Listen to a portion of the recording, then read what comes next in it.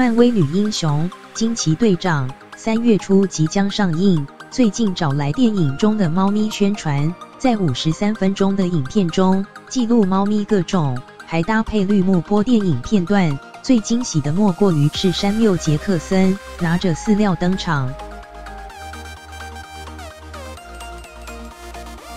漫威首位女英雄惊奇队长3月初即将上映，预告中出现的猫咪是惊奇队长的外星猫，可爱模样戏里戏外都抢镜。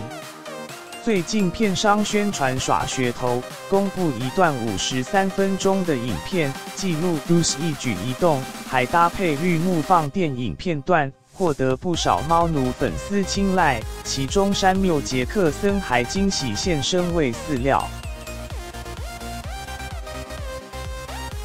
说起惊奇队长的外星猫，在漫画中有着强大的力量，不但能了解人类语言，嘴巴还有许多触手。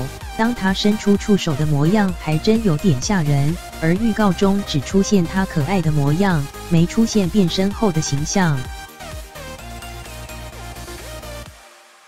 电影中可爱的 Goose 其实是由4只橘猫共同演出，有的比较圆润负责颜值担当，有的负责被抱，有的负责使出猫掌揍人。